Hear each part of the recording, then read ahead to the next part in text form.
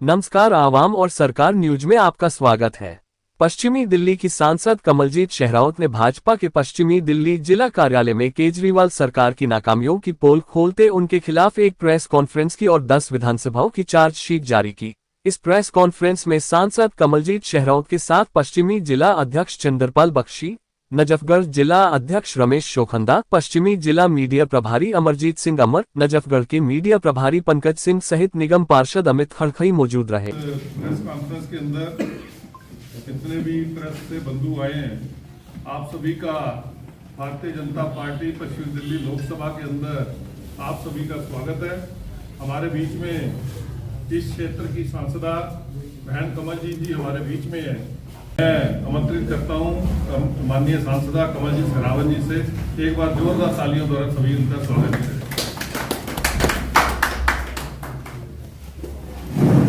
मेरे सभी मीडिया के सामने आज आप वेस्ट जिले के हमारे कार्यालय में आए हैं।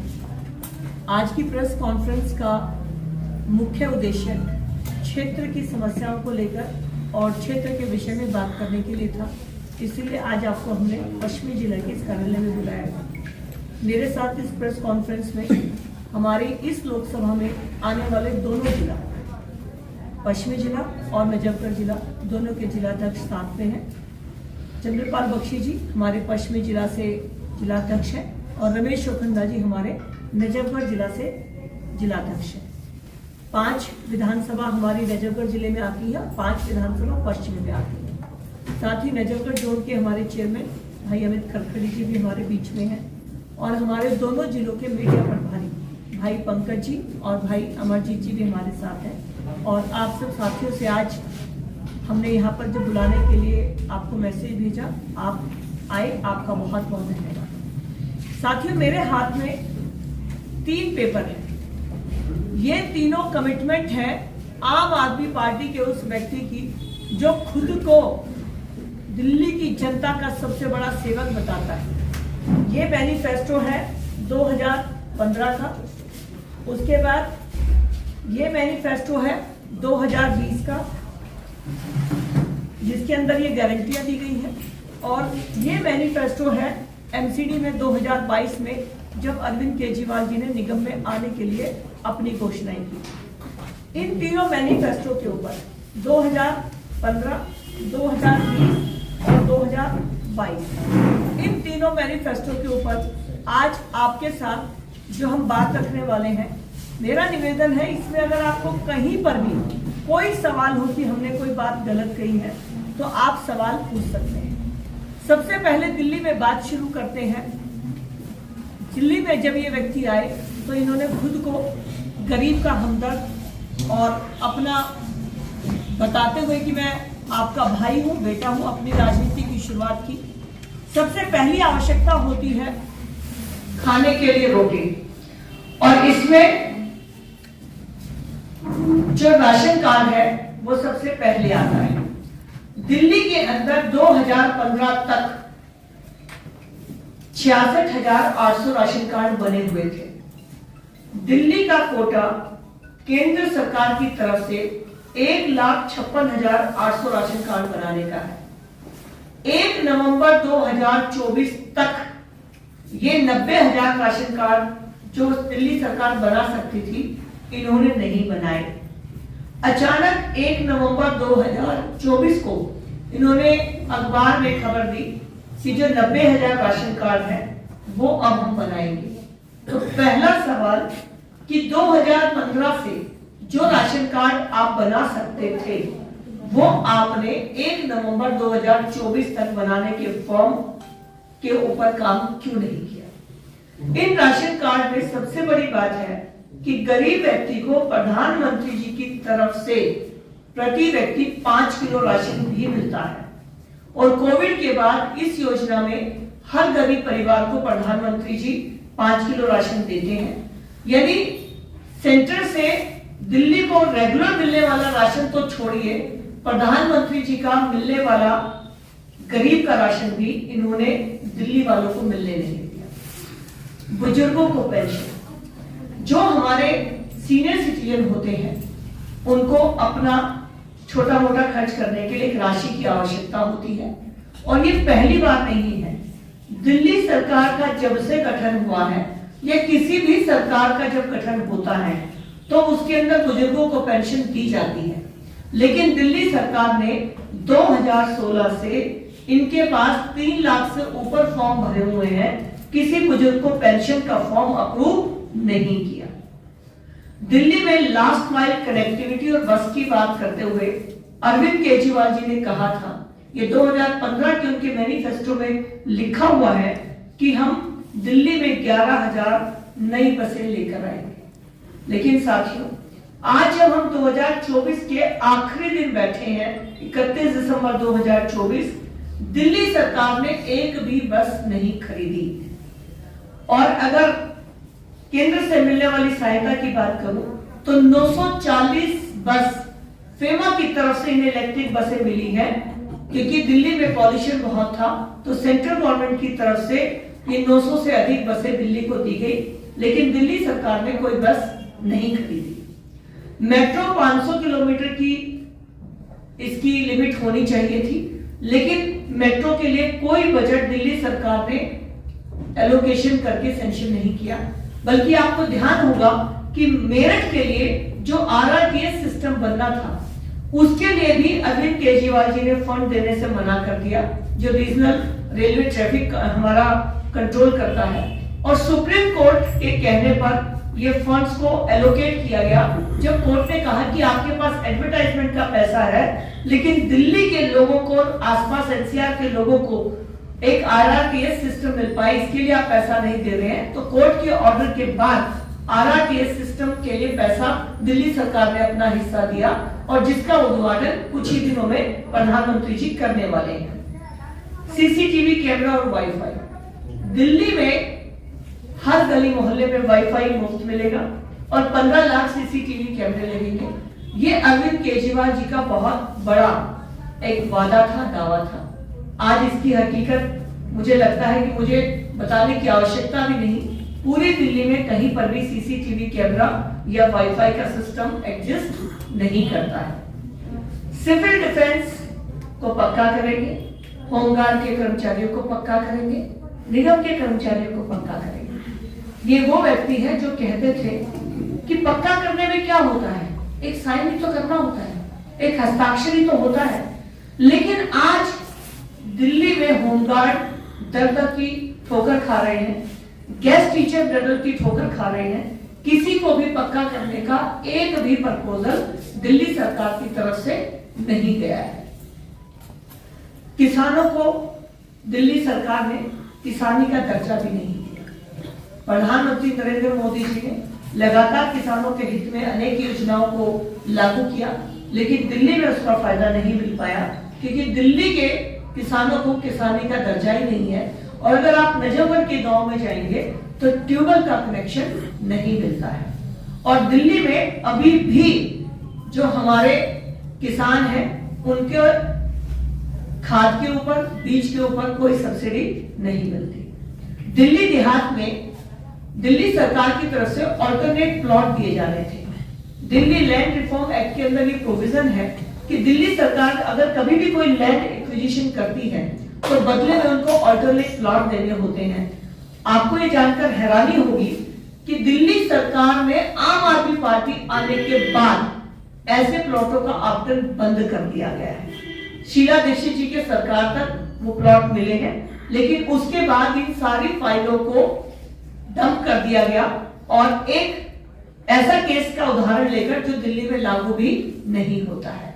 तो दिल्ली देहात के साथ इतना भेदभावपूर्ण व्यवहार इन्होंने किया है। बिजली कंपनी को हम रेगुलेट करेंगे, ये 2015 के इनके मैनिफेस्टो में इनका सबसे बड़ी घोषणा थी। लेकिन बिजली कंपनियों के साथ साठगांठ करी और दिल्ली की जनता को फिक्स चार्ज और PPAC चार्जेस देने पर मजबूर किया। PPAC चार्जेस मतलब power purchase agreement contract. Delhi में अगर महंगी बिजली होगी तो रेट ज्यादा होंगे, अगर रेट कम होंगे तो हमारे बिजली की जो दर है वो भी कम होनी चाहिए। लेकिन PPAC के बहाने केजरीवाल सरकार ने बिजली कंपनियों के साथ साठगांठ की और अब खुद पीपीएससी को कम करने के लिए एलजी साहब ने रेगुलेट करने की बात कही है।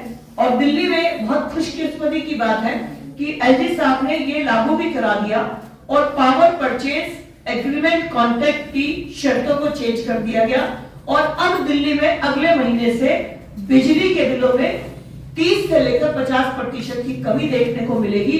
लेकिन इसका पूरा श्रेय पीपीएससी चार्जेस को कम करने में एलजी साहब का जो बिजली कंपनियों के साथ डिस्कॉम के साथ बैठक रही है वो इसका मुख्य कारण रहा है।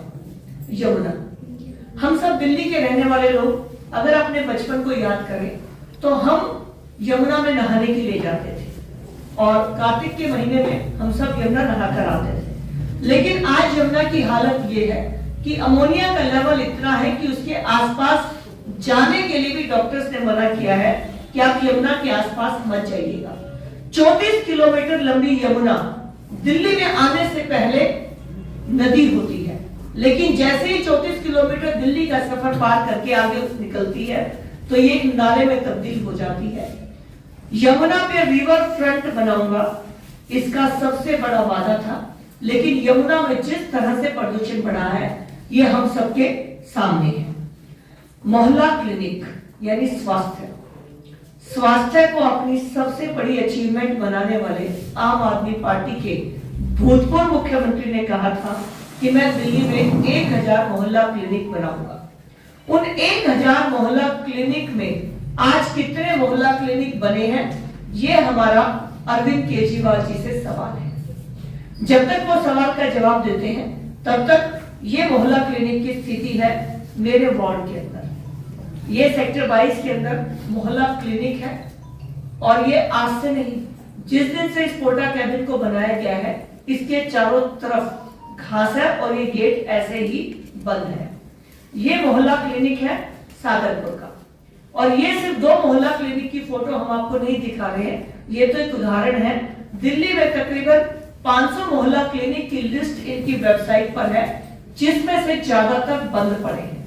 और अगर हम स्वास्थ्य की बात करें तो इसमें दिल्ली सरकार के हॉस्पिटल, हमारी लोकसभा के अंदर सबसे पुराना हॉस्पिटल है दीनदयाल उपाध्याय अस्पताल। आज एक बेड के ऊपर 3-3 मरीज हैं और वहां पर कोई भी ऑपरेशन होने की डेट आपको मिल नहीं सकती है। और डॉक्टर्स की हालत ये कि डॉक्टर्स के ऊपर इतना प्रेशर है कि वो ओपीडी में महीनों बाद की डेट देते हैं। दूसरा हॉस्पिटल है राव तुलाराम हॉस्पिटल जो जाफरपुर में है। यह हॉस्पिटल भी अरविंद केजरीवाल जी के आने से पहले का बना हुआ है, जैसे कि दीनदयाल हॉस्पिटल बना है।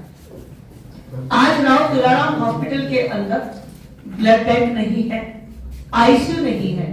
अगर कोई भी वहां पर एक्सीडेंटल केस या भगवान ना करे कोई अटैक या कोई इस तरह की स्थिति में कोई अगर मरीज पहुंचता है तो उसको सीधा 21 किलोमीटर दूर दीनदयाल उपाध्याय हॉस्पिटल में रेफर कर दिया जाता है। तो ये राव तुलाराम की स्थिति है। इंदिरा गांधी हॉस्पिटल जो द्वारका सेक्टर 20 में है, उसका शिलान्यास और बजट एलोकेशन इंदिरा गांधी जी ने किया, इंदिरा गांधी जी के नाम पर शीला दीक्षित जी ने किया था, लेकिन आज तक उस हॉस्पिटल में वहां पर आईसीयू मशीन, आईसीयू के बेड, वेंटिलेटर बेड, कोई भी सुविधा नहीं है। नाइट को वहां पर डॉक्टर्स नहीं होते। साथ में हमारे यहाँ पर एक आयुर्वेदिक हॉस्पिटल है खेड़ा डाबर में। उस आयुर्वेदिक हॉस्पिटल में आज डॉक्टर्स को तनख्वाह नहीं मिली है, दवाइयां नहीं मिली है। और मेरा हॉस्पिटल में जाना हुआ था तो उन्होंने कहा कि हमें शर्म आती है अगर कोई हमारे पास आ जाए, क्योंकि हमारे पास उनको देने के लिए, उनका ट्रीटमेंट करने के लिए कोई भी फंड या कोई भी सर्विसेज अवेलेबल नहीं है। जहां हम बैठे यहीं से थोड़ी दूर रग्बी नगर में एक गवर्नमेंट का छोटा हॉस्पिटल है दिल्ली सरकार का। मुझे लगातार 3 बार वहां से फोन आ चुके हैं कि यहाँ पर डायलिसिस की जो एक मेडिसिन होती है वो पिछले 7-8 महीने से आई नहीं है, तो हम लोग कहां पर जाएं।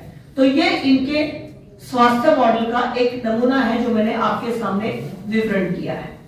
स्कूल के नाम पर बहुत बड़े बड़े प्रचार दिल्ली सरकार ने किए हैं। साथियों, आपको जानकर हैरानी होगी कि जो व्यक्ति कहते थे कि मैं 500 नए स्कूल बनाऊंगा, वो जो 1068 पहले के स्कूल हैं, उनमें आज तक प्रिंसिपल भी नहीं दे पाए। दिल्ली के अंदर 1068 स्कूल हैं और 1068 में मात्र 700 के अंदर प्रिंसिपल है, बाकी को वाइस प्रिंसिपल ही चलाती है। यानी एकेडमिक लेवल पे क्या उस स्कूल का स्टैंडर्ड होगा आप समझ सकते हैं। गरीब के बच्चे को अगर अच्छा भविष्य बनाना है, वो डॉक्टर इंजीनियर बनना चाहे, तो उसके साथ अरविंद केजरीवाल ने सबसे बड़ा मजाक किया है। आज 1068 में से मात्र 340 स्कूलों के अंदर साइंस है, मात्र 340 स्कूल।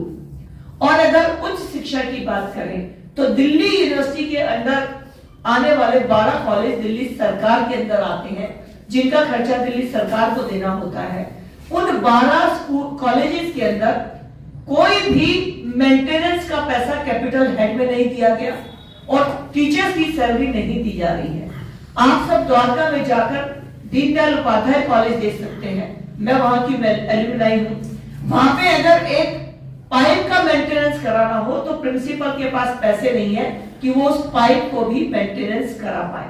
और टीचर्स को कोई सैलरी 12 कॉलेजेस में जो दिल्ली सरकार के अंदर आते हैं नहीं दी जा रही। दिल्ली स्पोर्ट्स यूनिवर्सिटी की बात करने वाले अरविंद केजरीवाल से सवाल है कि आपने मुंडका के पास जमीन अलॉट कर दी दिल्ली स्पोर्ट्स यूनिवर्सिटी की, एक हमारे बहुत प्रसिद्ध देश के खिलाड़ी को वहां का वाइस चांसलर नियुक्त करके आपने वो भी सैलरी देनी शुरू कर दी, लेकिन वहां पर अभी भी खेत है, वहां पर अभी भी जिस तरह से पहले वो जमीन थी आज है, जबकि आप बहुत सालों से उसकी मार्केटिंग कर रहे हैं। तो ये मैंने स्कूलों की बात की।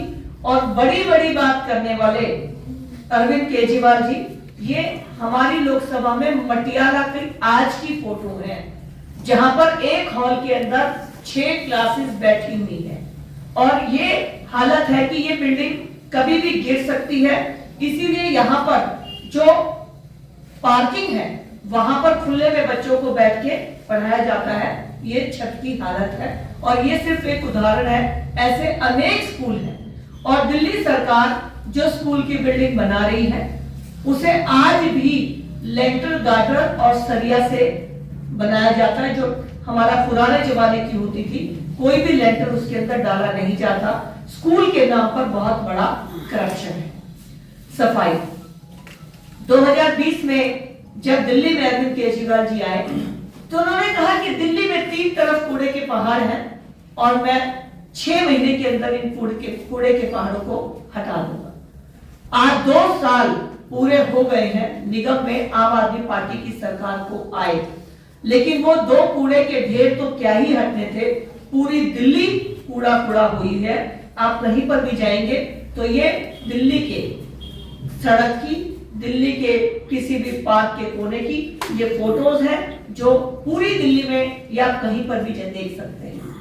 नवादा मेट्रो स्टेशन शिवाजी मार्ग के ऊपर है, आप उसके नीचे अभी जाएंगे तो आपको देखकर हैरानी होगी कि वहां पर कूड़े का क्या हाल है। तो ये सफाई की हालत आज ऐसी है, घर घर से कूड़ा उठाने वाली कंपनियों की पेमेंट नहीं हो रही है और दिल्ली के अंदर सफाई व्यवस्था बिल्कुल कोलैप्स कर चुकी है। दिल्ली जल बोर्ड की बात करें तो दिल्ली जल बोर्ड जो 2013 तक 500 करोड़ प्लस था, आज वही दिल्ली जल बोर्ड 70,000 करोड़ माइनस में हो गया है। वार्ड नंबर 104 में अगर आप जनकपुरी विधानसभा में जाएंगे तो आप देखेंगे कि लोगों के घर के अंदर सीवर का पानी घुस रहा है। आप यहां से थोड़ी दूर रणबीर नगर जाइए, आप राजौरी गार्डन जाइए, आप किसी भी क्षेत्र में जाइए, द्वारका में चले जाइए, दिल्ली जल बोर्ड का जो हालत है कोई भी सफाई उनकी नहीं हुई है। नजफगढ़ जोन में नालों की सफाई के ऊपर 80 करोड़ रुपए का खर्च कर दिया गया, लेकिन जब नालों की सफाई का रिकॉर्ड मांगा गया कि कितनी शीट निकली, कितनी शीट को कहां डाला गया, तो कोई भी हिसाब नहीं दिया गया। और आज अमित खरखड़ी जी ने जो एंटी करप्शन ब्यूरो में केस डाला है तो 80 करोड़ का घोटाला नजफगढ़ जोन में सफाई का विषय लेकर आज इनके ऊपर जांच चल रही है। पॉल्यूशन, हम सब दिल्ली वासी हैं, हमने अपने बचपन में होली दिवाली की छुट्टियां देखी थी। लेकिन दुर्भाग्य की बात है कि आज हमारी छोटे छोटे बच्चों की नई पीढ़ी को दिल्ली में पॉल्यूशन की छुट्टियां देखनी पड़ रही है। AQI का जो लेवल 500, 700, 800 और मेरे पास स्क्रीनशॉट है कि दिल्ली में एक दिन के लिए 1000 भी AQI का लेवल था। तो दिल्ली को आज प्रदूषित शहर बनाने के लिए आम आदमी पार्टी पूर्ण तरह से जिम्मेवार है। अनऑथराइज्ड कॉलोनी, अनाधिकृत कॉलोनी में कोई भी सड़क, नाली, सीवर का कनेक्शन नहीं दिया गया। और अब अगर आप किसी भी अनऑथराइज्ड कॉलोनी में, नजफगढ़ में अनऑथराइज्ड कॉलोनी बहुत ज्यादा है, आप जाकर पूछेंगे तो BSCS उनको मीटर नहीं दे रहा है। उनका सीधा है कि आपको मीटर नहीं दिए जा सकते। पहले वो DDA के रूल को बना रहे थे इसकी डाल, DDA ने अपना ऑर्डर निकाल दिया कि हमारी तरफ से कोई दिक्कत नहीं है, तो भी किसी घर में भी नजफगढ़ जोन की अनऑथराइज्ड कॉलोनी में मीटर नहीं लग रहा है। तो BSCS ने जो हाल कर रखा है वो दिल्ली की जनता के लिए एक बहुत बड़ा दुखदायी कारण है। इसके बाद आज अगर कहते हैं कि महिला सम्मान राशि देंगे, संजीवनी देंगे, महिला सम्मान राशि 10 साल आप ही थे अरविंद केजरीवाल जी। किसी भी पॉलिसी को लागू करने के लिए पॉलिसी को ड्राफ्ट किया जाता है, बजट एस्टिमेट होता है, फिर एलोकेशन होता है, कैबिनेट की मीटिंग होकर अप्रूवल होता है और तब उस पॉलिसी को नोटिफाई किया जाता है। 10 साल आपके पास पूर्ण बहुमत की सरकार थी। आप चाहते तो संजीवनी और महिला सम्मान दोनों को लागू कर सकते थे, लेकिन 10 साल में आपने किसी भी महिला को यह सम्मान राशि नहीं दी। अब अगर आकर तीसरी बार आप दिल्ली की जनता को झूठ बनाकर सोचते हैं कि भ्रमित कर लेंगे, तो ये दिल्ली की जनता आपको समझ चुकी है। महिला सम्मान और संजीवनी नाम की कोई पॉलिसी दिल्ली सरकार के किसी विभाग में उसका कोई प्रपोजल नहीं है। ये दिल्ली सरकार के विभागों ने खुद अपनी प्रेस नोट में कवर करके बता दिया कि ऐसी कोई योजना दिल्ली सरकार के प्रपोजल में भी फिलहाल नहीं है। अगर आपको लागू करना था तो आयुष्मान योजना आप दिल्ली में लागू करते। 2014 से जब से प्रधानमंत्री जी आए हैं, सभी स्टेट्स की चिंता कर रहे हैं। जब आयुष्मान योजना को लागू किया गया तो दिल्ली और बंगाल सिर्फ 2 स्टेट हैं जिन्होंने आयुष्मान को लागू नहीं होने दिया। हमारे चुनाव में, यानी पिछले लोकसभा के चुनाव में, हमने लोगों से फॉर्म भरवाए कि हम 70 वर्ष से अधिक सभी बुजुर्गों को regardless of their income group, चाहे वो कितने भी बड़ी जॉब से रिटायर हुए हो या कोई भी हो, सबको 5 लाख का आयुष्मान मिलेगा। लेकिन उसको भी दिल्ली सरकार ने लागू नहीं होने दिया। तो दिल्ली के सातों सांसद दिल्ली हाईकोर्ट गए और आपके माध्यम से मुझे दिल्ली की जनता जनार्दन को बताते हुए खुशी हो रही है कि दिल्ली सरकार को दिल्ली हाईकोर्ट से बहुत फटकार पड़ी। उन्होंने कहा कि आपको क्या तकलीफ है, जब पूरे देश के अंदर आयुष्मान लागू है तो आप लागू क्यों नहीं होने दे रहे। दिल्ली सरकार इसका कोई जवाब नहीं दे पाई और अब दिल्ली हाई कोर्ट ने 2 दिन पहले ऑर्डर कर दिया है कि 5 जनवरी से पहले दिल्ली सरकार के अधिकारियों को आयुष्मान का MOU साइन करना होगा। तो आज आपके माध्यम से नए साल की ये दिल्ली वालों को सौगात है कि 5 लाख की आयुष्मान सीनियर सिटीजन के लिए 5 जनवरी के बाद दिल्ली हाईकोर्ट के ऑर्डर से लागू हो जाएगी। लेकिन इसको रोकने के लिए अरविंद केजरीवाल ने कोई कसर नहीं छोड़ी। लॉ एंड ऑर्डर की बात करने वाले आज जब बात करते हैं तो उनसे बड़ा सवाल है कि आपकी ही पार्टी के विधायक अपने ही क्षेत्र के लोगों को ब्लैकमेल कराते हुए, थ्रेटनिंग करते हुए, प्रूफ के साथ आज जेल में है। तो आप लॉ एंड ऑर्डर की बात करेंगे? आप वो व्यक्ति हैं जिन्होंने अपने घर पर सांसद, जो आपकी पार्टी की कर्मठ कार्यकर्ता थी स्वाति मालीवाल जी, उनको अपने घर के अंदर अपने ही पर्सनल सेक्रेटरी से अभद्रता का व्यवहार करवाया, मारपीट करवाई और आपने स्वाति मालीवाल जी का साथ भी नहीं दिया। तो साथियों, आज दिल्ली सरकार ने जितने वादे किए, चाहे वो दिल्ली सरकार के नाते किए या निगम के नाते किए, आज निगम की हालत ये है कि निगम के कर्मचारी जब रिटायर होते हैं तो उन्हें ग्रेजुटी और उनकी मेडिकल के जो कंपनसेट अमाउंट होता है वो भी नहीं मिल रहा है। कर्मचारियों को भर्ती करेंगे, पक्का करेंगे। आज निगम के सारे कर्मचारी जो इनके हाथ में है, जो ये कर सकते हैं, वो भी काम इन्होंने नहीं किया। कर्मचारियों की फाइल भी निगम से दिल्ली सरकार में नहीं भेजी है। तो ये पिछले 10 साल का हमने आपके साथ आम आदमी पार्टी का रिकॉर्ड साझा किया है। मुझे लगता है कि गली नाली सड़क इसके ऊपर बात करने की तो आवश्यकता ही नहीं है, क्योंकि खुद दिल्ली के अब हो चुके भूतपूर्व मुख्यमंत्री ने दिल्ली की वर्तमान मुख्यमंत्री को चिट्ठी लिखी, जेल से बाहर आकर जब जमानत पर आए और उनको हटना पड़ा हाई कोर्ट के ऑर्डर की वजह से कि आप सेक्रेटरीट नहीं जा सकते, आप फाइल साइन नहीं कर सकते, तो मजबूरी में अपने पोस्ट से उन्हें हटकर आतिशी जी को वहां बिठाना पड़ा, जो कि एक डमी सीएम है। और उन्होंने पहली चिट्ठी दिल्ली की मुख्यमंत्री को लिखा कि दिल्ली की सड़कों की हालत बहुत खराब है, जब मैं सड़कों पर जा रहा हूं तो सब जगह गड्ढे हैं। तो इस बात को तो मुझे कहने की आवश्यकता नहीं है, क्योंकि दिल्ली के भूतपूर्व मुख्यमंत्री वर्तमान मुख्यमंत्री को लिखित में भेज रहे हैं कि दिल्ली की गली नाली सड़कों की हालत बहुत खराब है। तो साथियों, आज आपके सामने वो व्यक्ति जो कहता है कि मैं बहुत ईमानदार हूं, वो जमानत पर रिहा है, उसको विदेश जाने की परमिशन नहीं है। उन्होंने 10 लाख की बॉन्ड देकर कोर्ट को अपनी गारंटी दी है और अभी शीश महल बाकी है। अभी कह रहे थे, मैंने 2 दिन पहले सुना कि वो मुख्यमंत्री का घर था, तो मुख्यमंत्री, प्रधानमंत्री, एमपी, एमएलए सबको सरकार की तरफ से घर मिलता है, लेकिन उस घर में स्विमिंग पूल नहीं होते, उस घर में 8 लाख के पर्दे नहीं होते और उसमें वियतनाम का पत्थर नहीं लगा होता।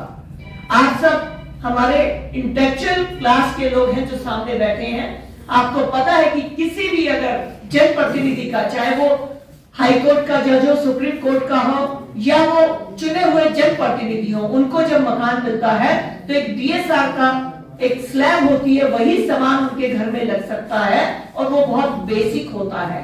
टॉयलेट 12 लाख की बनाना, घर में 8 लाख का पर्दा, ये दिल्ली सरकार के पीडब्ल्यूडी डिपार्टमेंट ने कह दिया कि हमने नहीं लगाया, लेकिन हाँ 42 करोड़ रुपए रेनोवेशन में जरूर लगे हैं। बहुत से बंगलों को तोड़कर शीश महल बनाया गया। वो कह रहे हो मेरा निवास नहीं था, तो आपका निवास नहीं था तो बनाया क्यों था? तो आज दिल्ली के भूतपूर्व मुख्यमंत्री 10 साल के अपने इन सारे अपने जो उन्होंने बोले हैं मैनिफेस्टो के उन पॉइंट के ऊपर हम अपनी 10 विधानसभा की चार्जशीट यहां पर आज दे रहे हैं कि हमारी 10 की 10 विधानसभाओं में हालत क्या है। ये कॉपीज अभी हम आपको दे देंगे और इसमें जैसे मादीपुर का है, हमने पूरी समस्याएं लिखी है। उसके बाद राजौरी गार्डन के बाद हरिनगर के बाद तिलक नगर, इस तरह से हमारी 10 की 10 विधानसभा में हमने इनके मैनिफेस्टो की सच्चाई को यहाँ पर जाहिर किया है। मेरा निवेदन है साथियों, दिल्ली देश की राजधानी है, इसे राजधानी तो छोड़िए, ऐसा शहर बना दिया जहां पहली बार जल भराव में 12-13 लोगों की मृत्यु करंट लगने से हो जाती है। यूपीएससी के एस्पिरेंट बच्चे कहीं ना कहीं मैं अगर कहूं कि उनकी मृत्यु हुई नहीं, उनको मौत दी गई है, तो इसमें बड़ी बात नहीं है। और मौत देने का कारण भी है कि वहां पर नाले साफ नहीं थे। तो आज दिल्ली की ये समस्या बनाने वाले हम ये 10 के 10 आरोप पत्र आज आपके सामने रिलीज कर रहे हैं और आपसे निवेदन करते हैं कि आप दिल्ली की जनता के बीच में हमारी बातों को रखें। आप दिल्ली की जनता के सबसे बड़े संरक्षक हैं, प्रहरी हैं, दिल्ली देश की राजधानी के। तो आपसे निवेदन है कि आज की सभी मैनिफेस्टो की ग्राउंड जीरो पर जो सच्चाई है उसको आप जनता के सामने रखें और ये जो हमारी 10 की 10 विधानसभाओं का जो हालत है वो आप जनता को बताएं। आपका कोई